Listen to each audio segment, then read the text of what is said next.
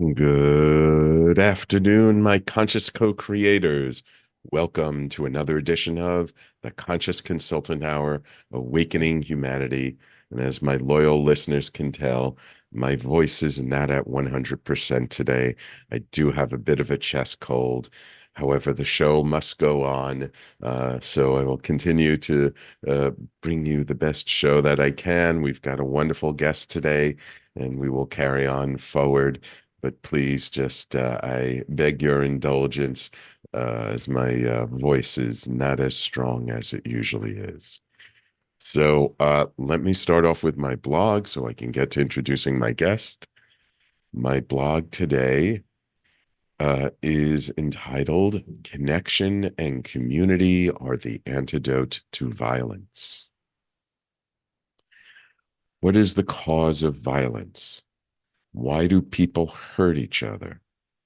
The answer is not so simple, for it is not about the action. We sometimes think that if someone hurts a person with a gun, the answer is to get rid of the gun. And while not making guns easy to obtain may help, that is only part of the answer. For if someone is truly set on hurting another, they will find something else to use instead. The answer lies not in focusing on the symptom, the act of violence. It lies in the underlying motivation of the person. Why do they want to hurt someone? What is it that is causing them to commit such an act? Yes, hurt people do hurt people. Yet there is more to it than just that. For happy people do not hurt people. Content people do not hurt people. Satisfied people do not hurt people. And most of all, people who are connected to people do not hurt people. What causes most of the violence in the world? It comes from a profound lack of connection with oneself and others, from the unrecognized and unprocessed pain and sadness one experiences in life. For when we are hurt and angry and sad and have no way to deal with it, we lash out. Sometimes all it takes is to have one good friend to talk to, or a community that we feel safe enough in to share our pain. Maybe even a loved one who we know is there for us in our time of grief. Yet when we have no one to turn to, no one to listen to us, no one to help us, we feel trapped. We are trapped by our own internal struggle. And the only thing we can imagine that will help us feel better is to inflict the same pain onto someone else. Of course, that doesn't help. Inflicting pain onto someone else only creates more pain. And that is when we choose to end ourselves, because we can see no way to find relief. The real challenge in our world is to find a way to help people from ever getting to that point, to find a way to come together, even in our alienation, to learn how many other people feel the exact same way. Connection and community are the antidote. Yet connection and community can only be formed when we are learning to connect with ourselves, when we stop running away from how we feel, when we know that there really is someone out there who cares. The cure for violence is the same cure for everything. It is love, pure and simple. And when we learn to truly love each other, we will care about each other. And when we care about each other, we connect with each other, then no one has to feel alone and isolated. Instead of acting out of pain, we can cry and release the sadness that underlies it. When we all feel safe enough to cry, we will stop hurting each other. Do you feel isolated and alone? Are you running away from your pain? Can you find someone, anyone, you feel safe enough to talk to about it? So I wrote this blog post a couple of years ago, and it was after one of the mass shootings, which in this country are becoming all too common. And it, it, it's really such a polarizing subject because a lot of people will point to, well, we need more gun legislation. And I agree, like, there's no need to carry such a deadly weapon around, but that's not really getting to the cause. That's focusing on the symptom. And it's what we do in society in general, at least in this society here in the United States. We spend way too much time focusing on symptoms, focusing on what's right in front of us that we can legislate some way around it, instead of really looking at the true cause, what's underneath this symptom. And inevitably with violence, unless it's being committed by somebody who is truly mentally ill. But even if they are mentally ill, you got to ask the question, how did they become mentally ill? It's usually not all genetics. There's always an environmental component to it. So again, it comes down to what is the underlying cause of violence. And it's always the same. At least I've found it's always the same. It is a lack of being able to deal with deep pain. I mean, we've seen the stories, they've made them all into Hollywood movies of these crazy serial killers and what awful childhoods they have. Rarely, I don't think I've ever heard any story where somebody did something so horrible that came from a truly loving family and loving environment where there was no abuse and no pain. So if we want to stop the senseless violence that's happening all over our world, it's not about putting up walls, barbed wire fences, and taking away uh, all different kinds of things. You know, a gun happens to be a very efficient machine for inflicting pain. But if someone doesn't have access to a gun, they'll use a hammer. They'll use something else. If they're really intent on causing pain and violence, they will find a way to do it. This doesn't mean we should make it easy for them to get on to get a hold of something that they can use to inflict pain on a large number of people easily. Of course not. But what it does mean is if we focus on the real issue, on what's really causing them to become the kind of person who would do something like that. That is a much more powerful way of approaching the issue and the challenge.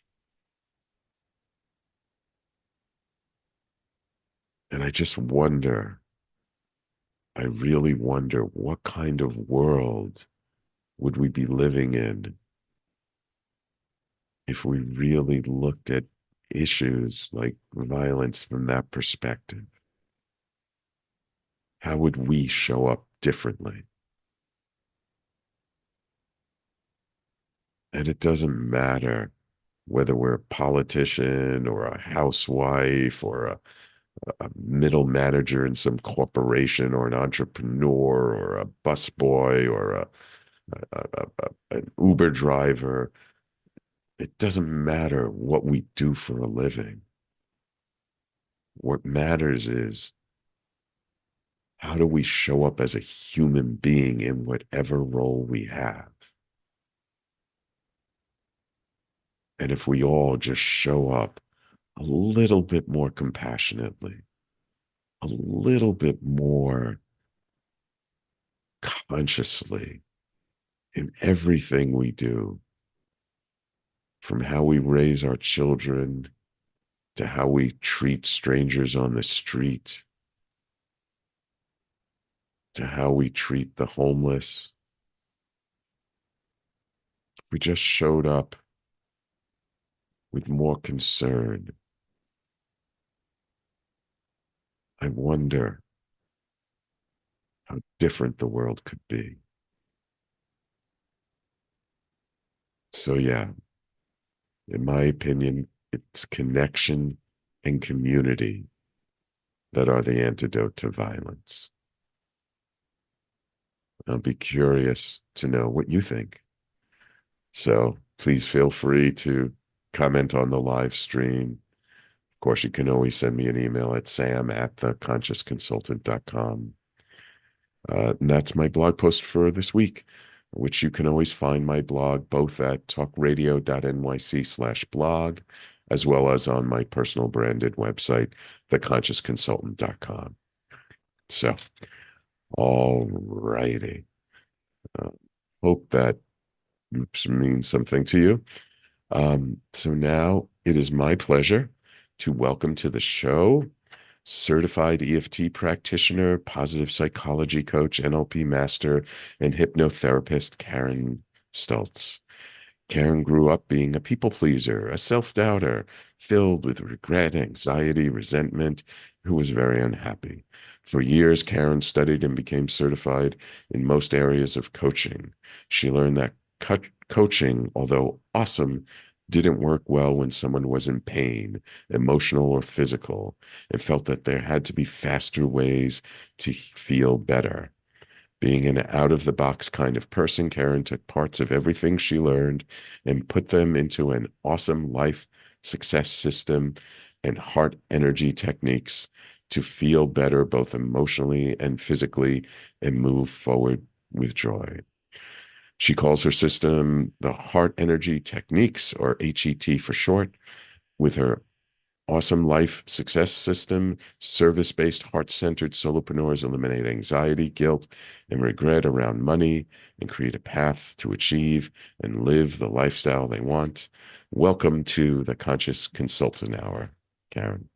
Thank you so much for having me, Sam. I can't even express how happy I am to be here with you again. Thank you. Thank you. It's a pleasure to have you on the show. Quick shout out to loyal listener Patty. I see she's listening on the live stream. Um, so Karen, you know what? I want you to kind of, give the audience a little bit of your background and stuff. But before we do that, let's take a quick break. And so when we come back, well, plenty of time. And so when we come back from break, I'd love for you to just talk about what motivated you to get into this work. How did you decide to study all of these different modalities, become a coach and a mentor to people, and what was it that really brought you to that place? Okay. Oh, I'd be happy to share that. Do you have about oh, 7 or 8 hours. Uh, we'll take the Reader's Digest condensed version of that, okay? Sounds good. Awesome. So everybody, please stay tuned. You're listening to the Conscious Consultant Hour, Awakening Humanity. Our guest this hour is Karen Stultz, and we will be right back in just a moment. Are you a conscious co-creator? Are you on a quest to raise your vibration and your consciousness? I'm Sam Leibowitz, your conscious consultant, and on my show, The Conscious Consultant Hour, Awakening Humanity, we will touch upon all these topics and more. Listen live at our new time on Thursdays at 12 noon Eastern Time. That's The Conscious Consultant Hour, Awakening Humanity, Thursdays, 12 noon on talkradio.nyc.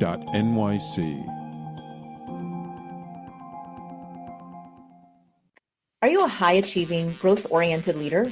Are you interested in developing your authentic leadership while creating a healthy, inclusive workplace? Hi, I'm Dr. Mira Brancu, host of The Hard Skills on talkradio.nyc at 5 p.m. Eastern on Tuesdays, where we discuss how leaders develop the hard skills needed to make a greater impact. We interview experts, have live coaching, and tackle these challenges. Listen to The Hard Skills on Tuesday at 5 p.m. Eastern on talkradio.nyc. Are you a business owner? Do you want to be a business owner? Do you work with business owners? Hi, I'm Stephen Fry, your small and medium-sized business or SMB guy, and I'm the host of the new show, Always Friday. While I love to have fun on my show, we take those Friday feelings of freedom and clarity to discuss popular topics on the minds of SMBs today. Please join me and my various special guests on Friday at 11 a.m. on talkradio.nyc. You're listening to Talk Radio NYC. Uplift, educate, empower.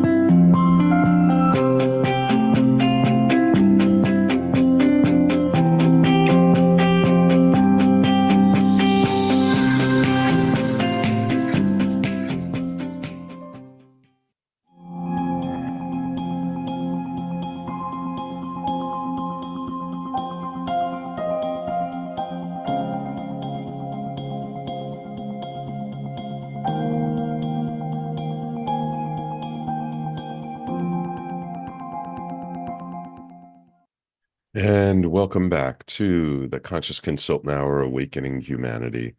We're speaking this hour with Karen. So Karen, I would love to hear, like, how did you start to get into all this stuff, learning about healing and coaching and all these different modalities? What was it that kind of got you started on this path?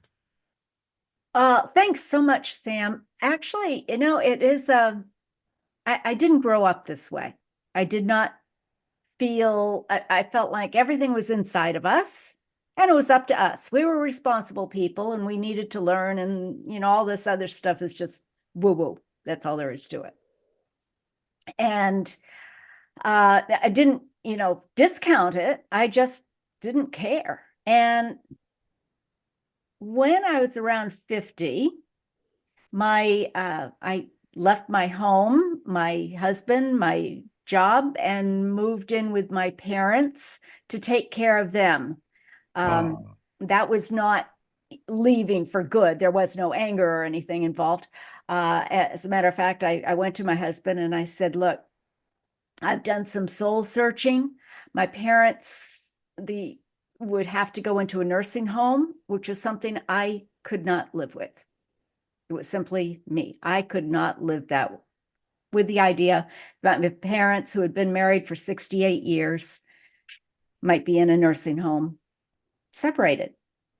So I said, all right, the only option is to have me leave my home in Maine and my husband and move into their home in another state. And I told my husband, I hope you'll stay with me, but at this moment in time, this is what I have to do so I can live without regret. And thank goodness he did stay with me. So it's all good. But in any case, I moved in with them and I saw my mom, who had been very positive, irritatingly positive. to the point that her kids could do no wrong. She painted a pretty picture. Her family was perfect. And I'm saying, no, that's not the case. So I kind of discounted a lot. And I saw her now in her final years living with a lot of anger, a lot of regret, a lot of resentment. And I thought, no, this is not the way to live. You don't want to die with a lot of anger and resentment. And what can I do? And I realized that if I didn't do something and I didn't do something right away, that I was going to be the same way.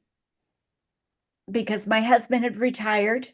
I was living with my parents. And I knew that when I went back home with my husband retired, if I went back to a job, I would have a lot of anger and resentment and frustration. I'd call up my husband, say, how are you doing? Oh, this is great. We're out having a good time out on the deck by the lake, enjoying each other's company with friends. And I'm saying, and I'm here with my parents in another state. All right. Yes, I would live with a lot of resentment and regret. So something had to change. And I'm not a religious person by any means, but I remember it totally, where I just sat down in the living room of my parents' house and started crying. And I said, I don't know what I can do. I'm not a trained caregiver. I know nothing. I'm just doing the best I can, but I cannot live with regret and die with regret. I have to do something, but what? And then I sucked it up and said, okay, I can't sit here crying. I have two people in their 90s that I have to care for. So, deal with it. And I looked down and I opened up a magazine, just open it up. And there in the magazine was the next big thing in employment, so to speak, was coaching. And I said, well, that's kind of interesting. And guess what? I can do it online. I can learn online and get certified. And this is at the time of dial-up internet. So it was this is back in 2001. And I said, okay, so I can do that. And if nothing else, if I do nothing else, I need to find out what is going on inside of me so that I can be happy and feel good. So that's where it started. And then the universe, the next day, we're watching the Today Show, and guess what? The father of coaching is being interviewed on the Today Show. And it happened to be the school that I was looking at the day before. And I thought, all right, this is a sign. This is a sign. I need to look at this a little bit more closely. And coaching was wonderful. I knew I didn't need psychiatry. I did not need years of therapy. I didn't believe that it took years of therapy. I wanted to be able to do things more quickly, more easily, more gently. And if that meant a long time, okay, but incremental steps. So after the coaching, and I got certified in all realms of coaching, and I thought, coaching is great. This is wonderful. Instead of 20 or 40 years, I can get the same result in a couple of years. But dang it, I am not feeling all that grand right now. And if I'm not feeling good right now, I am not making the best of all of my learnings. I can't take it in because I'm hurting. So what else can I do that is a little bit faster, a little bit easier, a little bit gentler to feel good without taking drugs? without taking antidepressants and tranquilizers and things. And so I started researching there and found EFT, and then I learned about a school of hypnotherapy that it was great. It was the first accredited college of hypnotherapy in the country. And that's where I got my degree and went into EFT and then into neuro-linguistic programming and became a master there, and just started searching out whatever I could find. So how long was that process from when you saw that first article about coaching till you got all these certifications? Oh, I got lots of certifications, but I was still working. Yeah. I was still working on myself. It is a lifelong process.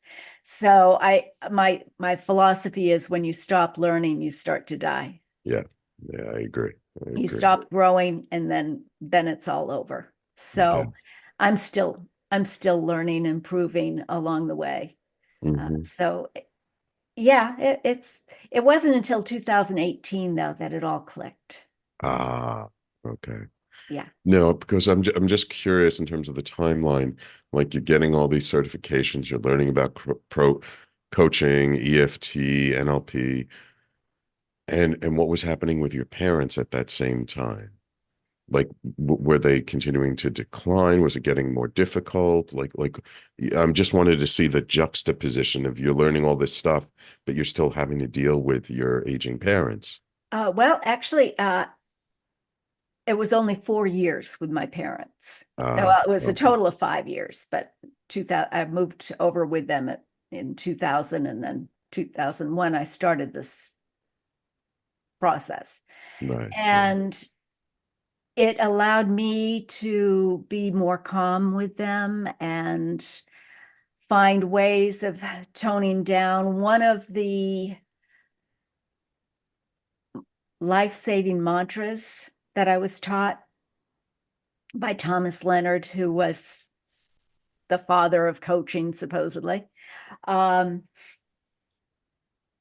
He was asked one time, what do you do with a difficult coaching client? And his answer was, well, just remember, at this moment in time, they're doing the best they can. And this moment in time is all we have. That's all we have. So at this moment in time, they're doing the best they can.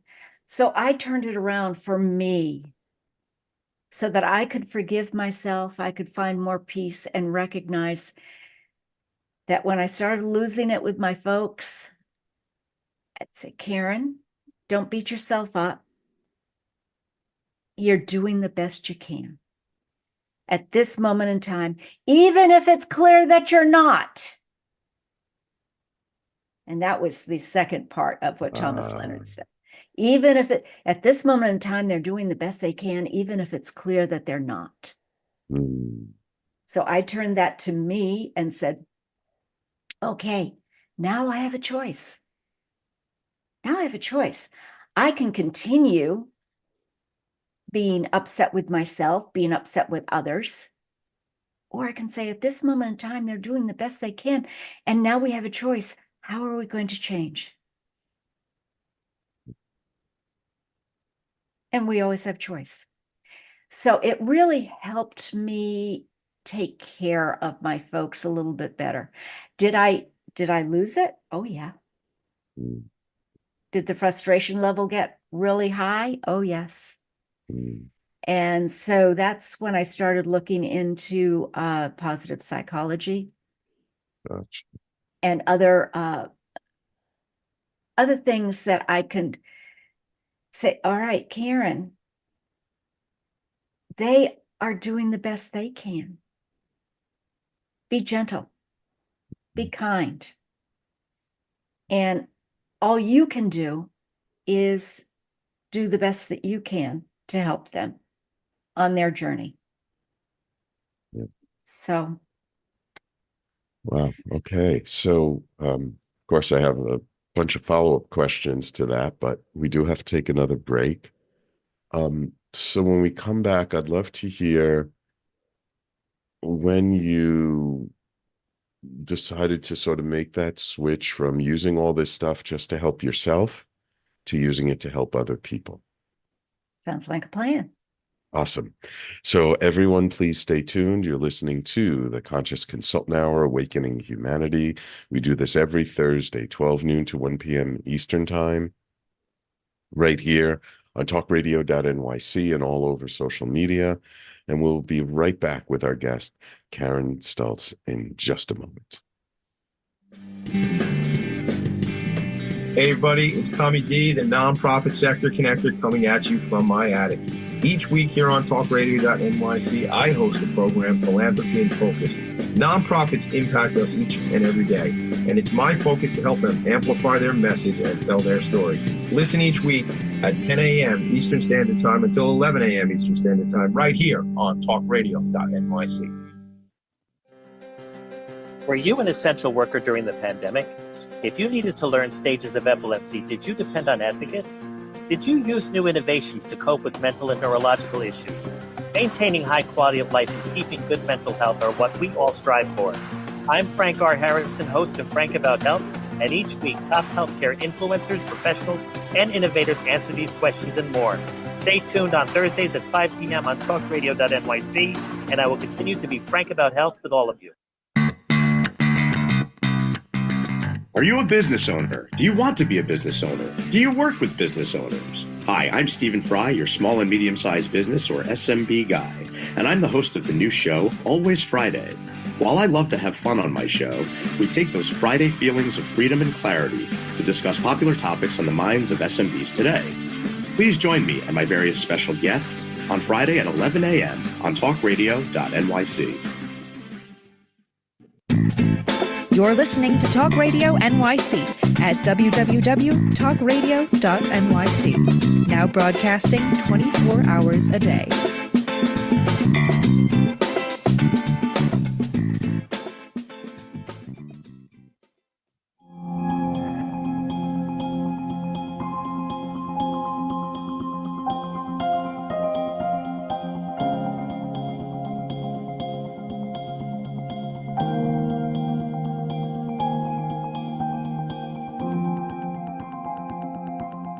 And welcome back. So Karen, so you learned all this stuff, and I kind of relate because it was a similar thing. I learned a lot of healing techniques. Initially, it was for my own healing, not that I ever thought in a million years I would use it to help other people. But then there was that one workshop where, you know, you learn some new technique and you get paired up with someone else who's in the workshop, and you work together. And I helped this woman to release a condition she had from the time she was a child. And the light bulb went off, and it was like, oh, I can use this not just for myself, but to help other people. And so I'm curious, what was that moment for you? When did you decide that, oh, this isn't just to help me deal with my parents, I can use all this stuff to help other people? Well, actually, I thought that almost immediately because with the coaching, that is, with the coaching, I thought this will be my new realm. And thank you for asking that, Sam. So I immediately started getting the neighbors to practice coaching on and whatnot. And my parents were very loving, just like very fortunate. Like you say, I'm not ready to go out and do any mass shooting because I had wonderful parents, a wonderful life. And they, so everything had to work around them. But my thought was for my future, when I go back to my husband, I needed to be an entrepreneur. But I still wasn't sure about myself. I was still anxious about my abilities. And thank goodness, while I was with my parents, I had the support of my brother, who for a time, part of that time, he was in the same state, about an hour and a half away. And then he moved to California, but he was still there for me always. And just knowing that I had that other person for support, understanding we were we both wanted the same things for our parents. So that was a huge thing. But I knew when I came back home, I would need to, or I wanted to be an entrepreneur. I wanted to create that coaching career. However, what I found was that just like in myself, there's something missing. And I am not a psychologist. I didn't want to go through the psychology of it all. I just knew in my heart that it didn't have to be as hard. It simply did not have to be so hard. We could find a way to feel better more quickly so we could look at things and start looking at ourselves and take responsibility for ourselves and accept that at this moment in time, we're doing the best we can, even though it's clear we're not. So we have a choice. Do we want to really do the best we can and enjoy life? Because my philosophy there is that we all have the same purpose in life. We're all put here on this earth to enjoy life, to be happy, to be free, to be prosperous. This is our purpose. And as a reformed people pleaser, and I have to admit, sometimes I sink back into that people pleasing upon occasion. But as a reformed people pleaser, it is freeing to be able to be yourself and be proud of yourself. Because if you are feeling it in your heart, and I had to use these techniques kind of to open up my heart, to allow the pain to come in so I could look at it and release it. And just recognize that everyone is human and everyone is divine. And we kind of have lost sight of that divine. Yeah, in today's world with all the craziness going on, it's easy to do that, isn't it? Oh my, yes, I have gone down the tubes more than once, but the one thing that has always helped is, well, number one, we do have a choice. And to recognize that we are powerful, and whatever choice we make is one that we have to take responsibility for. With that said, we can also change that if we so desire. As you were reading your blog, the thing that popped up into my mind was Trading Places with Eddie Murphy and Dan Aykroyd from in the 70s or 80s. Right. And it is true. If we start treating people with the respect that, not necessarily what they deserve, but treating people with respect, following the golden rule again, that's been popping in my head a lot. The golden rule is kind of been forgotten, and I don't know how many people even know about it now, but basically the golden rule is treat others as you would like to be treated. And if we want to be treated with respect, we need to give respect. If we want to be loved, we need to give love, not only to others, but to ourselves. Feeling in, I was talking to somebody the other day who said that they just didn't feel that they could do any self-care. They had to care about everybody else. They couldn't care about themselves. But if you look at it, shift that perspective a little bit. When you change your perspective, you change your truth. And if you can change your perspective and open yourself to the possibility that self-care is self-love. And you can't really love others until you love yourself. So that is the learning journey trying to open up and recognizing when I started off, people would say, well, Karen, you're treating yourself like a victim.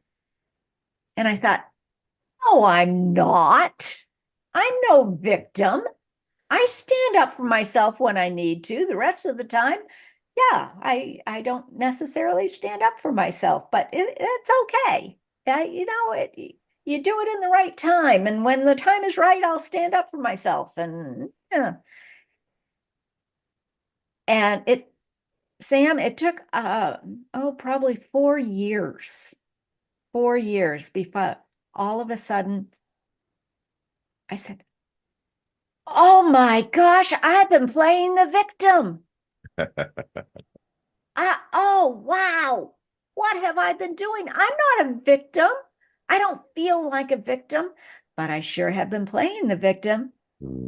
It's been serving me real, real well. I'm wondering, we just got a few minutes before the next break, if you can tell us about how did you come up with your heart energy technique, and what it's designed to really help people with. Oh, thank you. Right now? Yeah. Oh, okay, great. Yeah, the heart energy techniques is nothing new. It's basically taking everything that I've learned along the way, all of the energy techniques, all of the EFT, NLP, hypnotherapy, energy, essential oils, and putting them together in a unique way that will serve the individual based on your unique needs. And that is something else I've always felt. You need to have a toolbox of things to really feel good. But it's nothing new. And the fact is, there is nothing new in this world. Even us talking on Zoom, this is nothing new.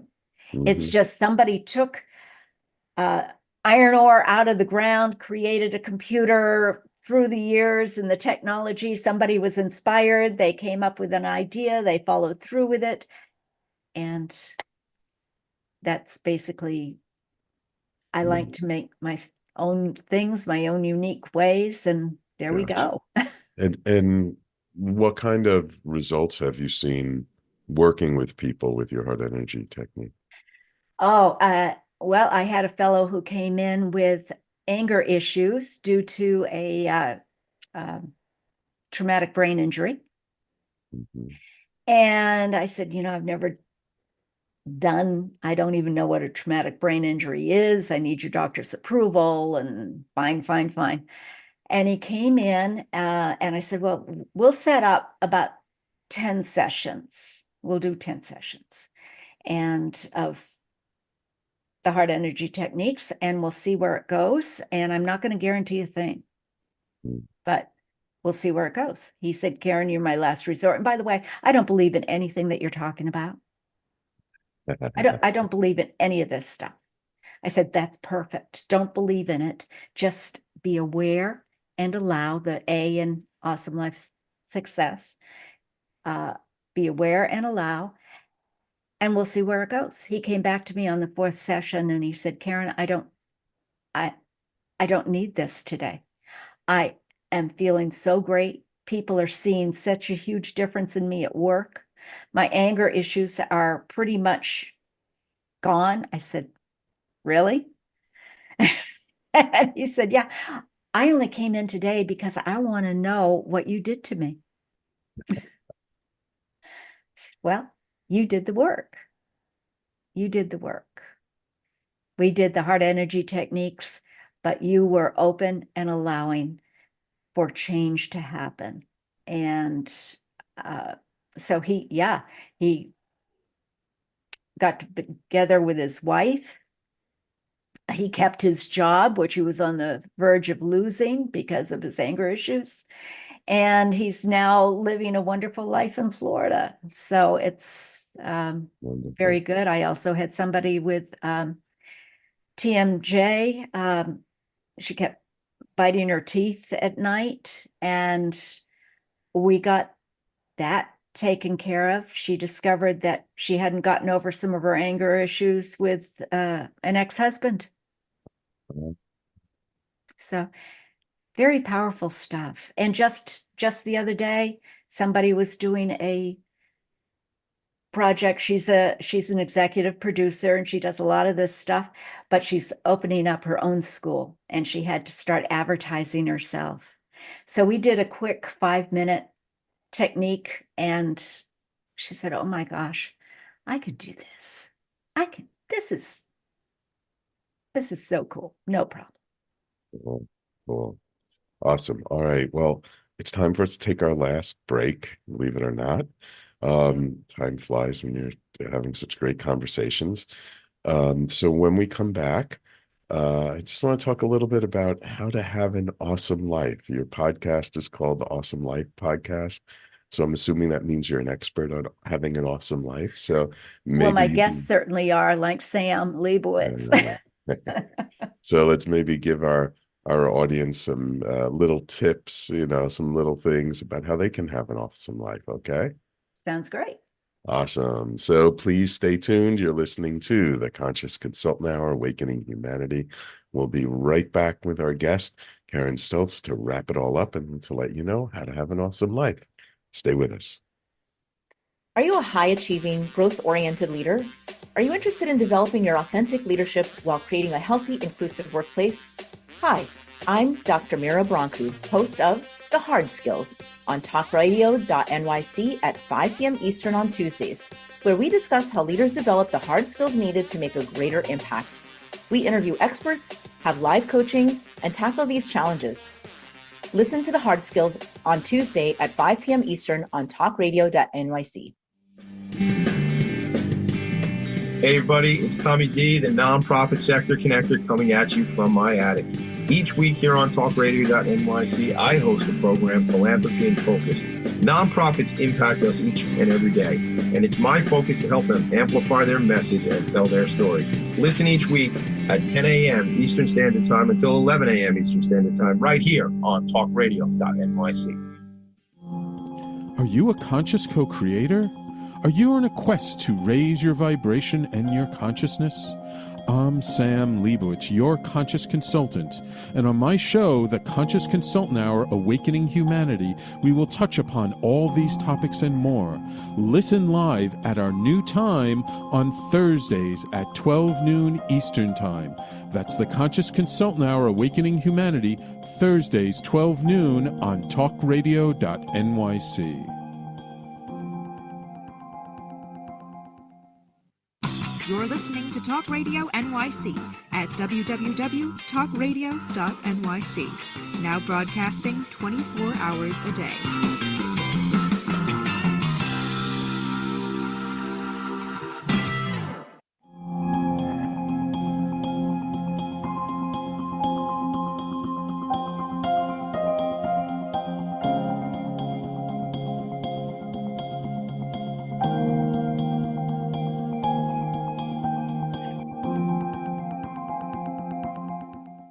Okay, Karen. So tell us, I'm curious. First of all, why did you call your podcast the Awesome Life Podcast? And how do what can we do to have a more awesome life? Awesome is a very overused word. And I like to feel awesome. And I think most people do want to feel awesome. So being the left brain analytic person that I am often, I thought, what does awesome really mean? And we have our definitions in the dictionary and whatnot. But I thought, how does that apply to our life? And I thought, okay, first of all, let's make it an acronym. All right. So the A is for awareness and allowing. And when we are allowing ourselves to be aware of what's going on around us, another word for this would be mindfulness. Mindful of what's going on around you, being aware. What are the circumstances? It used to drive me crazy, especially back with my folks. Again, one of the caregivers that we had come in while I took a break called me up and said, "Your mom just walked into the closet." And I said, huh, that doesn't sound right. I said, well, what was going on? She said, I don't know. I came down and I saw her in the closet. And I thought, okay, there's something more going on here. What are the other things? She said, no, your mom is just crazy. And that's all there is to it. So when I came back, I thought about it and I looked at the situation, and my mom got up in the middle of the night and she went to the closet.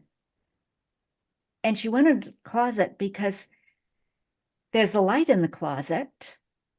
And without the light in the closet, she couldn't see the thermostat on the other wall to turn up the heat because she was cold. Nothing wrong there. Just, she wasn't just walking into the closet filled with, I mean, you couldn't, number one, the closet was so full. So looking at the big picture, what are the other possibilities? And then allowing those, because we are each unique and each doing the best we can. So we can allow them and accept them. We can reject them.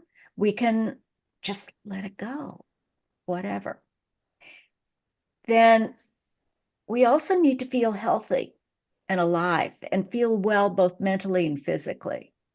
And that's what the W is for wellness, both mental and physical. And that came in because I was sitting, I was in a kind of malaise of, I felt like I had a lobotomy. I wasn't happy. I wasn't sad. I wasn't anything. I was just flatline. And I used everything in my toolbox to get out of it. This was not my choice. Everything I tried, nothing was working. My husband came out to me. I can see it all now. I was sitting outside in nature trying to absorb that. It wasn't working. And my husband came out almost in tears and he said, I wish there was something I could do for you. And yeah, I wish that was the case too, but I don't know what to do. And I thought, this is no way to live. Just flatline. You gotta have your ups and downs and happiness and sadness. Anyway, I went in and I sat down and I said, I don't want to live this way. And all of a sudden, behind me, I heard a man's voice, and mind you, I'm sitting up against a wall. And I heard a man's voice, and he said, grapefruit juice. And I said, excuse me? And he said, grapefruit juice. And I thought, well, I have some grapefruit juice in the refrigerator for my friend's vodka and grapefruit. And I took a drink. I was back. I was fine. Everything changed. And I realized at that point, yes, nutrition has a lot to do with our wellness, both mental and physical. So wellness. And then our environment, who we surround ourselves with. Do we live in clutter? Do we live with negativity? Do we live with positivity? Do we live with joy? What and who do we surround ourselves with? And then right in the center of awesome is S for spirit. Universe, God, goddess, whatever you call the overall energy of this world, spirit. And if we are aware and allow spirit to speak to us, it feels a whole lot better. And then organization, something I continuously work on. Organization just makes things a lot more calmer, more peaceful, because you know where things are. You know who you're dealing with. You know how to operate your radio show, you know. And then money, because in our world today, we have to operate with money. Money provides not only our security, which is imperative, our heat, clothes, food, roof over our head, but it also helps provide for our enjoyment. And money does not make you a worse person when you have a lot of it. Money just allows you to become a better person of who you are because you can give more to others. Yeah, I like to say money just makes you more of who you already are. Yeah, So if you're a kind person, you'll just be more kind. If you're a stingy person, you'll just be more stingy. exactly, exactly. And then the final E in awesome stands for enjoyment and fun. And in my world, enjoyment and fun are number one. So the A of allowing and awareness, and the E of enjoyment and fun every minute of every day. If things are not enjoyable, if they're not fun, and heaven knows they aren't all the Hmm. time, Hmm. Hmm. find a way so that you can feel better about it. Hmm. If you're in a job that you're not happy with, that's okay. Wonderful. Well, Karen, unfortunately, we have to leave it there. We're running out of time. I could Thank have a you so much, conversation with Sam. you all day. Um, if our audience would like to learn more about you, learn more about the work that you offer, where can they go? How can they get in touch with you? I would love to talk to anybody who is curious about what they can do, and just come to karenstultz.com/let's talk. And let's get on the calendar. There's no obligation for that. And see where you are. We find out where you are, where you want to go, and if I'm the right person for you, or come and connect on LinkedIn and Facebook. Karen J. Stultz. And that's STULTZ. LTZ. Wonderful, Karen. Thank you so much for taking the time out of your schedule to come on the show today. It's been a pleasure having you. Thank you, I think you're Sam. doing wonderful work, and I look forward to hearing more about it in the future. Thank you so much, Sam. Really appreciate it. And I hope that you're feeling better. I know this is not easy either. So hopefully it was a little fun. Yes, absolutely. Thank you so much. And of course, thank you, my loyal listeners, for tuning in every week. Without you, there is no show. So I appreciate each and every one of you. If you got any value out of this show, please share it with your friends, your family, your colleagues. Help us spread the word so that more people can have access to this information. Thank you all for tuning in. We will speak to you all next week.